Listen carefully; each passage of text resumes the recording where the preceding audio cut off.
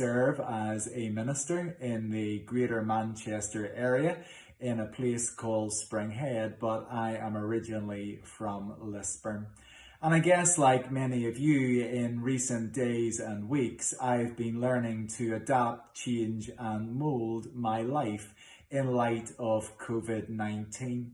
And one of the things I have been increasingly aware of is how each of us are encountering it differently, and how for everyone there are unique challenges. And I guess as a relatively young single minister, away from family and friends, one of the things I've been missing most in my everyday experience is the gift of touch. How on a Sunday morning I would have had the ability to reach out and shake hands with parishioners, or at times when people were facing difficulty or uncertainty, would be able to reach out and embrace them with a simple hug that let them know that I was there and cared, there and supported, there and loved them. And I guess that is an experience that is common to many people who are single at this time, because we no longer, if we're isolating alone, have the ability to reach out and touch each other. But I've also become increasingly aware about how God has given us and provided us with a variety of other senses to encounter his world, to experience his love, and to be embraced by him. And I've been increasingly encouraged by a verse from Deuteronomy, and I'm going to share it with you now, and it simply says, "Be strong and courageous. Do not be afraid or terrified, for the Lord your God goes with you. He will never leave you nor forsake you." And that brings great comfort.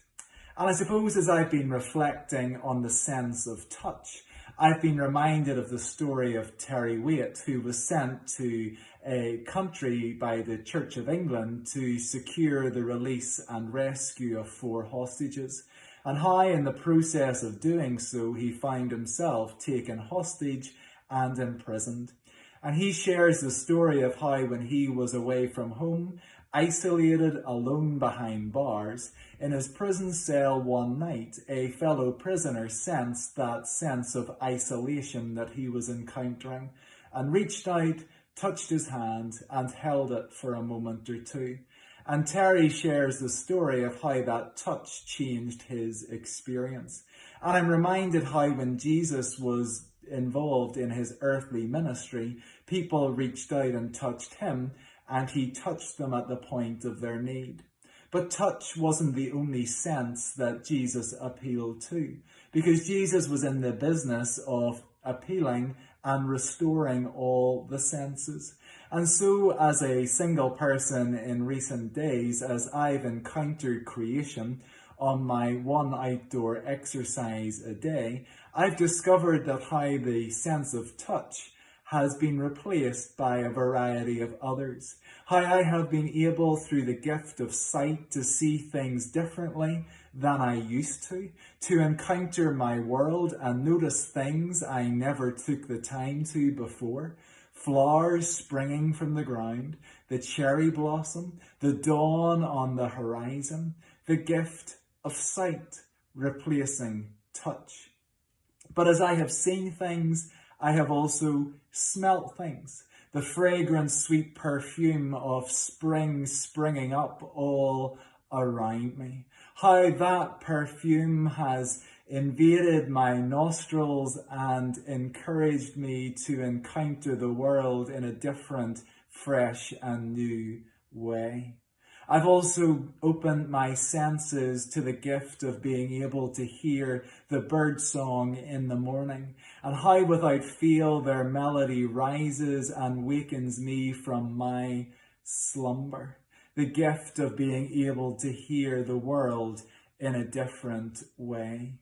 And so, whilst I may no longer be able to touch, in God never leaving, abandoning or forsaking me, I am being able to be bold and courageous at this time by encountering his world in a different way through taste, smell, hearing, and sight.